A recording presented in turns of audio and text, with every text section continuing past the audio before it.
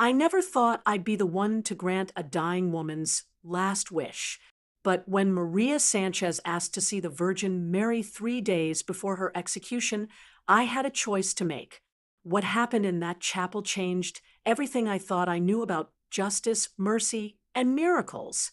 I'm Jessica Torres. I've been a correctional officer at Riverside Correctional Facility for 3 years. I've seen a lot in C Block, but nothing prepared me for Maria. It was a Tuesday morning when I first heard about the transfer. Death row inmates don't usually come to our facility, but Maria's case was different. Her execution was scheduled for Friday at San Quentin, but she needed medical treatment that only our facility could provide. Some kind of infection. They gave her 3 days with us before transport. I was assigned to her detail. The warden called me into his office that morning. Torres, you speak Spanish, right? Yes, sir. Good. We've got a death row inmate coming in. Maria Sanchez, 42 years old, convicted of killing her husband and his mistress 8 years ago. She's been through all her appeals. Execution is Friday. He slid a file across his desk. She's requested a Spanish-speaking officer. You'll be her primary guard until transport. I took the file but didn't open it. Understood. One more thing, he said, his voice dropping. She's difficult, very religious, spends all her time praying, claiming innocence. Don't let her get in your head. I'd heard that before. Everyone in prison claims they're innocent, but something in his tone made me uneasy. Maria arrived that afternoon in shackles and a red jumpsuit. Red meant death row.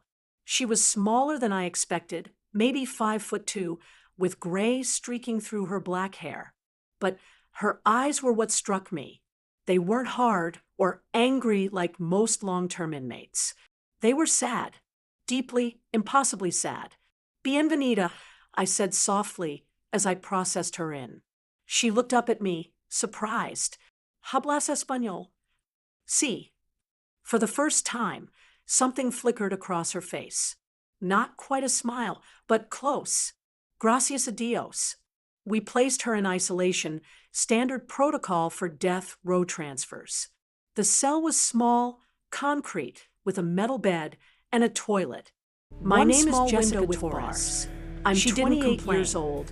And I work as a correctional officer and pulled out a rosary. I've only been doing this job for 3 years. The first 2 days were 3 years is more than enough. I brought her meals, one truth, checked on her. They are every hour, but they are still people. She prayed constantly. Fears, regrets, her lips moved anger, and whispered Spanish, and sometimes fingers working the rosary. If you want to hear the real stories from behind sometimes these walls. I heard her crying. The ones most people never talk about. On Wednesday afternoon, subscribe to this channel. She finally spoke to me. These are the stories Officer Torres. Her voice was hoarse from disuse. May I ask you something? I stopped at her cell door. What is it? Do you believe in miracles? I hesitated. In prison, you learn not to engage with these kinds of questions. But something about her earnest expression made me answer honestly. I don't know. Maybe. She nodded slowly. I do. I have to. She clutched her rosary tighter. Because I need one. Maria, I can't.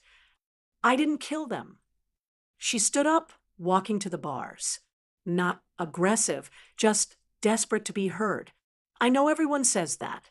I know you've heard it 1,000 times. But I'm telling you the truth. I didn't kill my husband. I didn't kill that woman. I'd read her file by then. The evidence was overwhelming. Her fingerprints on the gun. Gunpowder residue on her hands. Her DNA at the scene. She'd been found standing over the bodies, covered in blood. The prosecution's case was airtight. Maria, I'm not the person to tell this to. There's no one left to tell. Tears filled her eyes. My appeals are done. My lawyers stopped calling. My family... She swallowed hard. My daughter won't even speak to me. She thinks I'm a monster. I should have walked away. That's what training tells you. Don't get emotionally involved. But I didn't. I stayed. How old is your daughter? 15. Her name is Sophia. Maria's voice cracked. She was 7 when they took me away. She's grown up without a mother because of something I didn't do. If you didn't do it, who did? She shook her head. I don't know. I came home, and they were already dead. I picked up the gun without thinking. I was in shock. Then the police came and… She wiped her eyes. It doesn't matter now. In 2 days, I'll be dead. I didn't know what to say to that. What do you say to someone counting down their last hours? Officer Torres, she said quietly, I have a request. A last wish.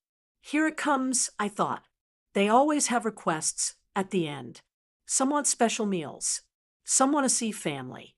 Some want to write letters. What is it? I want to see La Virgin, the Virgin Mary. She clutched her rosary. There's a statue of her at the Mission San Gabriel. It's only 20 minutes from here. I need to see her. I need to pray to her one last time before. She couldn't finish the sentence. I felt my stomach drop. Maria, that's impossible. I can't take you out of the facility. Please. She gripped the bars. I'm not asking for freedom. I'm not asking to run. I just want to kneel in front of her and pray. Just once. I'll be in chains the whole time. You can have guards with guns pointed at me. I don't care. I just need to see her. The warden would never approve it. Then don't tell him. Her eyes locked onto mine with an intensity that made my breath catch. Take me after lights out. No one has to know. Bring me back before morning count. Please, Jessica, I'm begging you. She'd used my first name.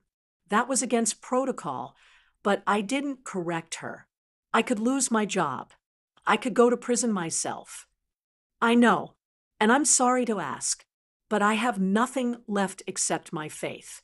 They're going to kill me for something I didn't do, and I need to make peace with God before I face him. I need La Virgin to hear my prayers one last time.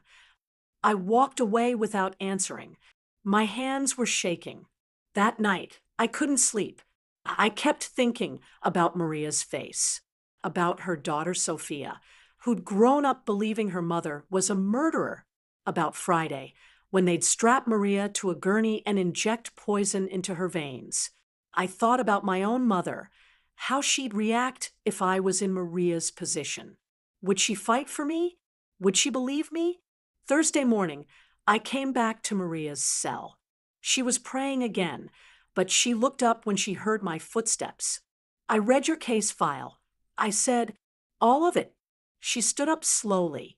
And the evidence is strong, Maria, but there are some things that don't make sense. Her eyes widened. Like what? Your husband was 6'3", 200 pounds. You're what, 5'2"? And the trajectory of the bullets. The coroner's report says the shots came from someone taller. But that was never addressed at trial. My lawyer said it didn't matter, that I could have been standing on something. Maybe, but there's something else. The woman who died with your husband, Carla Mendez, she had defensive wounds. Like she fought someone, but there were no scratches on you. No marks. Nothing. Maria grabbed the bars again. I told them that. I told everyone. They didn't listen. There's more. I pulled out my phone, which I definitely wasn't supposed to have near the cells. I did some digging. Carla Mendez had a boyfriend, Roberto Vega. He had a violent history, assault charges, domestic violence, but he was never seriously investigated. Roberto. Maria's voice turned cold. He came to my house once, looking for Carla. He was angry, drunk. My husband had to throw him out. He threatened us. He said we'd pay for hiding her. That wasn't in the police report. I told them. They said I was making it up to create reasonable doubt. I looked at her for a long moment. Maybe she was lying. Maybe she was a master manipulator. But my gut told me something different. My gut said she was telling the truth. I'll take you, I said. She blinked. What? Tonight, after midnight, I'll take you to see the Virgin Mary. Tears spilled down her cheeks. Jessica, thank you. Thank you. Dios te bendiga. I need you to understand something. If you run, I will chase you. If you try anything, this ends immediately. And if we get caught, we both go down. Understood. I understand. I promise I won't run. I just want to pray. The rest of Thursday crawled by. I went through my shift on autopilot, checking and rechecking the plan. The Mission San Gabriel closed at 9. The grounds were locked, but I knew a side entrance that was sometimes left open for late-night caretakers. I'd been there before, with my abuela when I was young. At 12:30 a.m., I went to Maria's cell. My heart was pounding so hard, I thought it might explode. This was insane. This could end my career. But I'd made my decision. Ready? I whispered. She nodded, standing up. She'd washed her face and braided her hair. She looked almost peaceful. I put her in handcuffs and leg shackles, then covered her red jumpsuit with a dark jacket I'd brought from home. If anyone saw us, I'd say I was transferring her to medical, but the facility was quiet. Night shift was skeletal, mostly guys in the control room watching monitors. We moved through the shadows like ghosts. Every sound made me jump. Every camera made me calculate angles. But somehow we made it to the side exit near the loading dock. My car was parked just outside. I'd never been so grateful for working late shifts and parking in the back lot. Get in, I whispered, opening the back door. Maria climbed in awkwardly with her shackles. I covered her with a blanket, then got in the driver's seat. My hands were sweating so badly, I could barely grip the wheel. The 20-minute drive felt like 20 hours. Every pair of headlights made me think it was a cop. Every sound made me think we'd been discovered, but the roads were empty, and soon the white walls of Mission San Gabriel appeared in the darkness. I parked around back, near the gardens. The side gate was mercifully unlocked. We have to be quiet, I whispered, helping Maria out of the car. And fast, 30 minutes maximum. She nodded, shuffling forward in her shackles. We moved through the garden, past the fountain, toward the chapel. The moon was bright enough to light our way. The chapel door was open. Inside, candlelight flickered near the altar. And there she was, the statue of the Virgin Mary, her arms outstretched, her face serene and loving. Maria made a sound I'll never forget, a sob mixed with relief, mixed with something I can only describe as joy. She shuffled forward as fast as her shackles would allow and collapsed at the base of the statue. Mi Virgencita, she whispered, her voice breaking. Mi Madre Santa.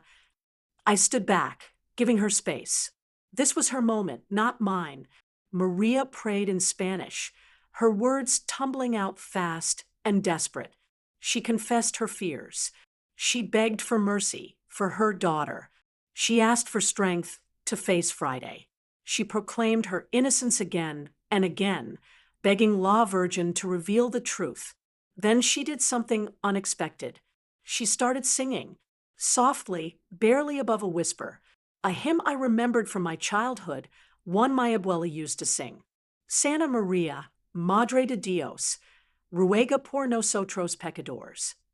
Her voice was beautiful, clear, and pure despite everything. I felt tears in my own eyes. Then something happened that I still can't explain. A breeze moved through the chapel, even though all the doors and windows were closed. The candles flickered wildly, but didn't go out.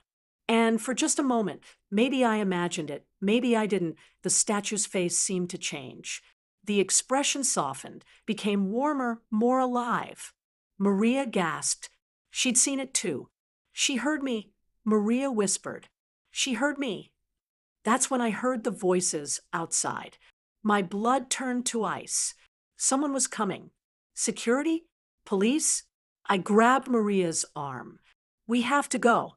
Now. But she didn't move. She was staring at the statue with wonder. Maria, come on. Wait, she said. Look. She was pointing at something at the base of the statue. A piece of paper, folded and yellowed, wedged between the statue's feet. It hadn't been there before. I was sure of it. Grab it, I hissed. Quick. She reached out with her cuffed hands and took the paper. We didn't have time to read it. The voices were getting closer. I pulled her up and we rushed out the side door, back through the garden, to the car. I drove faster than I should have, my heart in my throat. But no one followed us. No sirens. Nothing. We made it back to Riverside with an hour to spare before morning count. I got Maria back to her cell without anyone seeing us. My legs were shaking so badly I could barely walk. Read it, Maria said, holding up the paper through the bars. I unfolded it with trembling hands. It was old, the handwriting faded, but legible. Spanish. It was a confession. My name is Roberto Vega. It began. I killed Miguel Sanchez and Carla Mendez on June 14th, 2016. Carla was leaving me for Miguel. I couldn't let her go. I went to their house with my gun. Maria Sanchez was supposed to be at work, but I didn't care. I shot them both. Maria walked in right after. I ran. She picked up the gun. I let her take the blame. I'm sorry. I can't live with this anymore. God forgive me. The date at the bottom was from 2 years ago. Roberto Vega had died by suicide shortly after writing this. That's what a quick search on my phone told me. He'd left several notes, but this one had never been found. How it ended up in that chapel at that moment, I'll never know. This is it. I breathed. This is proof. Maria was crying, her hands pressed against her face. La Virgin heard me. She answered. I made copies of the letter immediately. Then I called a lawyer I knew, one who handled wrongful conviction cases. I called the warden. I called the Attorney General's office. I didn't sleep at all that night.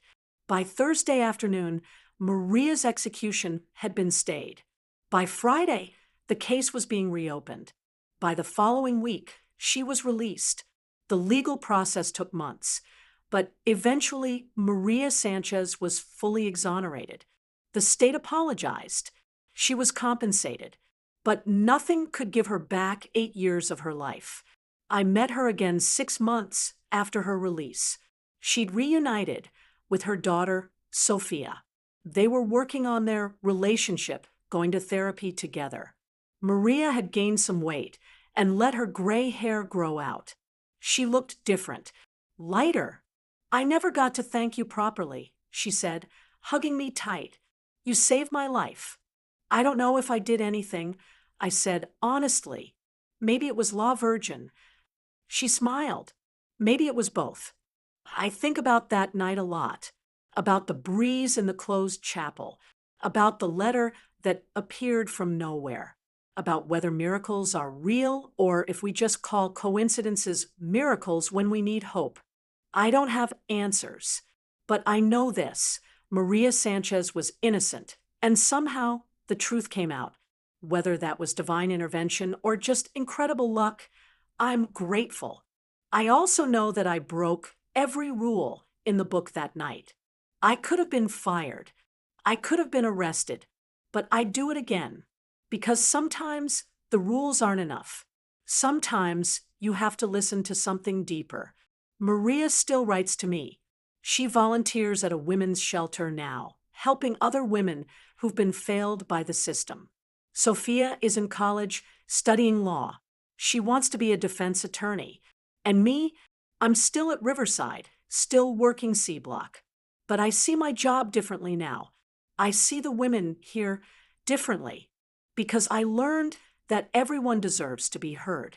Everyone deserves a chance at the truth, even when they're 3 days away from death. This story taught me that faith isn't about blind belief. It's about hope when there's nothing left. And sometimes, just sometimes, that hope is answered in ways we can't explain. If this story moved you, don't forget to like and subscribe. I share more stories from C Block that changed how I see justice and humanity. Next time, I'll tell you about the day I found an escape tunnel in cell 23 and why I didn't report it. You won't want to miss it.